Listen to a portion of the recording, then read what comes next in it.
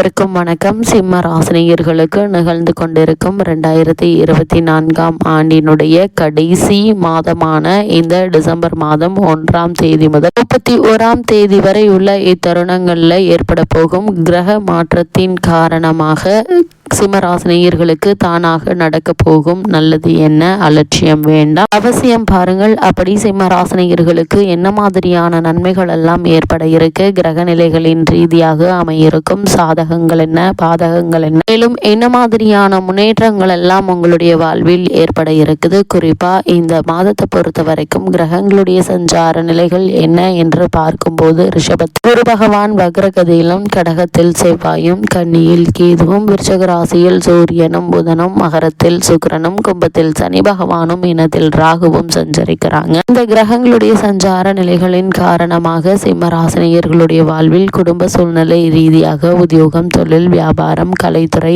அரசியல் துறை, மாணவ மாணவிகள், விவசாயத்துறையினர், பெண்மணிகள் என அனைவருக்குமே என்ன மாதிரியான நன்மைகள் எல்லாம் ஏற்பட இருக்கு என்பது குறித்தான முழுமையான பதிவு தான் இந்த வீடியோல நம்ம விரிவா பார்க்க போகிறோம். இந்த வகையில சிம்ம ராசினியர்களுக்கு நிகழ்ந்து கொண்டிருக்கும் டிசம்பர் மாதம் 1ஆம் தேதி முதல் 31ஆம் தேதி வரை உள்ள அடுத்த 31 நாட்களில் என்ன மாதிரியான நன்மைகள் எல்லாம் ஏற்பட இருக்கு என்று பார்க்கும்போது உங்களுடைய ராசிக்கு சுகஸ்தானத்தில் புதன் சூரியனோடு இணைந்து யோகம் பெறுகிறாங்க. அதே போல் உயர்கல்வி கற்க நினைப்பவர்களுக்கு இது நல்ல காலம் என்று தாங்க சொல்ல வேண்டும். அதாவது வெளிநாடு சென்று விசேஷ உயர்கல்வி பெற வேண்டும் என்ற விருப்பம் உள்ளவர்கள் அதற்கான முயற்சிகளை இந்த மாதத்தில் நீங்கள் தாராளமாக மேற்கொள்ளலாங்க. சிறு முயற்சியிலேயே உங்களுக்கு வெற்றி வாய்ப்புகள் கிடைப்பதற்கான வாய்ப்புகள் உண்டு என்பதை கிரக நிலைகள் தெளிவுபடுத்துது. அதே போல் ராசிக்கு 5இல் சுக்கிரன் அமர்ந்திருப்பதால கலை தொழில்கள் சிறப்பாக நடக்குங்க. ஆடை ஆபரண சேர்க்கை உண்டுங்க. வருமானம் நல்லபடியாகவே இருக்குங்க. அது மட்டும் இல்லாம கோயில் தரிசனமும் உண்டு என்பதை கிரக நிலைகள் தெளிவுபடுத்துது. பெண்களால் முன்னேற்றம் ஏற்படக்கூடிய ஒரு மாதமா அமைஞ்சிருக்குதுங்க. அது மட்டும் இல்லாம பூர்வீக சொத்து பிரச்சனைகள் இதுவரையில் இருந்து வந்த நிலையில அந்த பூர்வீக சொத்து சம்பந்தமான பிரச்சனைகள் நல்ல ஒரு முடிவுக்கு வர இருக்குது. பிறகு பார்த்து கொள்ளலாம் என்று கைவிட்ட விஷயங்கள் உங்களை தேடி வருங்க. அதிகார வர்க்கத்தில் உள்ளவர்கள் உங்களுக்கு சாதகமாக உங்களுடைய முன்னேற்றத்திற்கு துணையாக இருப்பாங்க என்பதை கிரக நிலைகள் தெளிவாக உங்களுக்கு உறுதியளிக்குதுங்க. அது மட்டும் இல்லாம சிம்மராசினியர்களை பொறுத்த வரைக்கும் இந்த டிசம்பர் மாதம் 1ஆம் தேதி முதல் 31ஆம் தேதி வரை உள்ள அடுத்த 31 நாட்களின் கிரக நிலைகளை ஆராய்ந்து பார்க்கும்போது இந்த மாதத்தினுடைய தொடக்கத்தில் உங்களுடைய ராசிநாதனான சூரியன் ஜனாதிபதி புதனோடு இணைந்து சுகஸ்தானத்தில் சஞ்சரிக்கிறாருங்க. எனவே பொருளாதார நிலை என்பது இந்த மாதத்துல உங்களுக்கு சிறப்பாக இருக்குங்க. பொது வாழ்வில் ஈடுபட்டு கொண்டிருப்பவர்களுக்கு புதிய பொறுப்புகள் கிடைக்க இருக்குது. உங்களுடைய ராசிக்கு சப்தமஸ்தானத்தில் இருக்கும் சனியை செவ்வாய் பார்ப்பதால் குடும்ப சுமை அதிகரிக்குங்க. கொள்கை பிடிப்போடு செயல்பட இயலாது. விட்டு கொடுத்து செல்வதன் மூலமே உங்களுடைய விருப்பங்களை உங்களால் நிறைவேற்றி கொள்ள முடியும் என்பதை கிரகங்களுடைய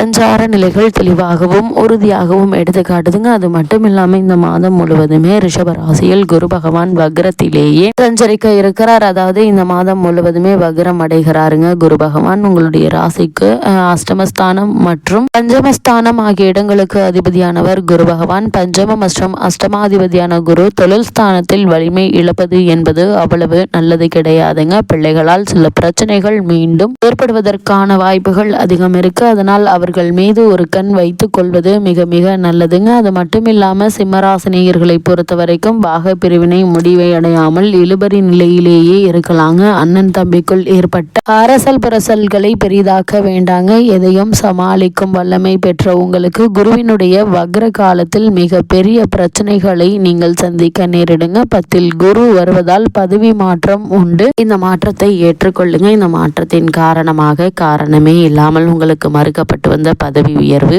ஊதிய உயர்வு, உத்தியோகத்தில் கிடைக்க வேண்டிய சலுகைகள் ஆகியவற்றை தற்போது நீங்கள் எதிர்பார்க்கலாம் என்பதை கிரகங்களுடைய சஞ்சார நிலைகள் தெளிவாகவும் உறுதியாகவும் எடுத்து காட்டுதுங்க. அது மட்டும் இல்லாம சிம்மராசினியர்களை பொறுத்த வரைக்கும் இந்த டிசம்பர் மாதம் சனி பகவானின் மீது செவ்வாயினுடைய பார்வை இந்த மாதம் முழுவதுமே பதியுதுங்க. அதாவது கடகத்தில் சஞ்சரிக்கும் செவ்வாய் இந்த மாதம் முழுவதுமே கும்பத்தில் சஞ்சரிக்கும் சனி பகவானை பார்க்கிறாருங்க. உங்களுடைய ராசிக்கு 4, 9 ஆகிய இடங்களுக்கு அதிபதியானவர் செவ்வாய். அவர் அவரது பார்வை சனியின் மீது பதியும் போது குடும்ப பிரச்சனைகள் கூடுதலாக இருக்குங்க. கடுமையாக முயற்சித்தும் காரியங்கள் கைகூடாமல் போகலாங்க. நண்பர்களிடம் ஒப்படைத்த பொறுப்புகள் நடைபெறாமல் போய் வீண் பலிக்கு ஆளாக நேரிடுங்க. அது மட்டும் இல்லாம இந்த மாதத்தை பொறுத்த வரைக்கும் கடக ராசியில் செவ்வாய் நீச்சம் பெற்றே சஞ்சரிக்கிறார். உங்களுடைய ராசிக்கு 4, 9 ஆகிய இடங்களுக்கு அதிபதியான செவ்வாய் அவர் வலிமை இழப்பது அவ்வளவு நல்லதில்லைங்க. சுகக்கேடும் அதனால் மருத்துவ செலவுகளும் ஏற்படுவதற்கான வாய்ப்புகள் அதிகம் இருக்கு. அதனால் சிறு உடல் உபாதை என்றாலும் கூட உடனே மருத்துவரிடம் அணுகி இதற்கான சிகிச்சை எடுத்துக்கொள்வது நல்லதுங்க. பிறகு பார்த்து கொள்ளலாம் என்று தள்ளி போட தேவையில்லாத மருத்துவ விரயங்களை ஏற்படுத்தி விடுவதற்கான சாத்தியக்கூறுகள் இருக்கு என்பதை முன்கூட்டியே அறிவுறுத்தும் பட்சத்தில் அதிக கவனத்தோடு இருப்பது நல்லதுங்க. அதே போல யாரையும் நம்பி எந்த பொறுப்பையும் நீங்கள் ஒப்படைக்க வேண்டாங்க. உங்களுக்கு கொடுக்கப்பட்ட பொறுப்புகளை உங்களுடைய கண் பார்வையிலேயே செய்து முடிப்பது மிக மிக நல்லதுங்க. அதே போல் உடல் நலத்திலையும் கவனமாக இருங்க. தந்தை வழி உறவினர்களுடைய பகை உருவாகும். பாக பிரிவினைகள் திருப்தி தராது. அதே போல பணியிட மாற்றம் கவலைக்குரியதாக அமையலாங்க. சொத்துக்களாலும் சொந்தங்களாலும் பிரச்சனைகள் ஏற்படுவதற்கான வாய்ப்புகள் இருக்கு என்பதால் கவனத்தோடு இருப்பது மிக மிக நல்லதுங்க. இப்படி நீச்சம் பெற்று சஞ்சரிக்கக்கூடிய செவ்வாய் இந்த மாதத்தின் ஆரம்பத்திலேயே வக்ரமம் பெறுகிறார். உங்களுடைய ராசிக்கு 4, 9 ஆகிய இடங்களுக்கு அதிபதியான செவ்வாய் சுகஸ்தானம் மற்றும் பாக்கியஸ்தானத்திற்கு அதிபதியான செவ்வாய் வக்ரம் பெறுவது அவ்வளவு நல்லதல்லங்க. ஆரோக்கிய குறைபாடு உண்டாகுங்க. குறிப்பா நரம்பு எலும்பு பாதிப்புகள் ஏற்பட்டு மனக்கவலை அதிகரிக்குங்க. எதையும் துணிந்து செய்ய இயலாது. அது மட்டும் இல்லாமல் வீடு மாற்றம் கூட வரலாங்க. தந்தை வழி உறவில் விரிசல்கள் ஏற்படும். வெளிநாட்டு வேலைக்காக முயற்சியில் இடையூறு வருவதற்கான வாய்ப்புகளும் அதிகம் உண்டு என்பதை கிரக நிலைகள்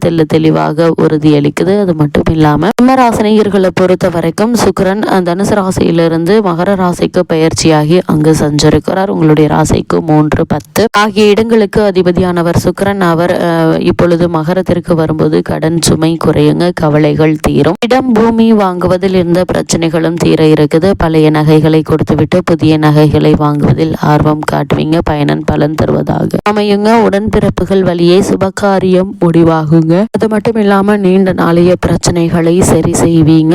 பொது வாழ்வில் உள்ளவர்களுக்கு பதவி மாற்றம் ஏற்படுங்க. வியாபாரம் மற்றும் தொழில் செய்பவர்களுக்கு புதிய ஒப்பந்தங்கள் வந்தாலும் இடமாற்றம் அல்லது நாடு மாற்றம் செய்யலாமா என்று சிந்திப்பீங்க. உத்தியோகத்தில் உள்ளவர்கள் விருப்ப ஓய்வு பெற நினைப்பார்கள். கலைஞர்களுக்கு தலைமை பதவி தேடி வருங்க. மாணவ மாணவிகளுக்கு மறதியின் காரணமாக படிப்பில் அக்கறை குறையுங்க. பெண்கள் குடும்ப தலைவிகளை மற்றவர்களிடம் பகிர்ந்து கொள்ள வேண்டாம். எதையும் செய்ய இயலாது. கவனமாக இருப்பது நல்லது. சிம்மராசினியர்கள் இந்த மாதத்தில் மேலும் என்ன மாதிரியான விஷயங்களை நீங்கள் கவனமாக இருக்க வேண்டும் என்று பார்க்கும்போது சூரியன் 4ஆம் இடத்தில் இருப்பதாலும் அவர் உங்களுடைய ராசிநாதனாக இருப்பதாலும் உங்களுடைய பேச்சும் செயலும் தேவையற்ற விரோதங்களை வளர்க்கும் என்பதால் கவனமாக இருக்க வேண்டும் என்பதை கிரக நிலைகள் மீண்டும் மீண்டும் அறிவுறுத்துதுங்க. சிம்மராசினியர்களுக்கு கிரக நிலைகளின் ரீதியாக கூறப்படும் பரிகாரம் என்ன என்று பார்க்கும்போது ராசிநாதன் சூரியன் பலவீனமாக இருப்பதால் ஞாயிறு காலை விரதம் இருந்து சூரிய காயத்ரி மந்திரம் சொல்லுங்க. மற்ற நன்மைகள் உங்களுடைய வாழ்வில் ஏற்படும்.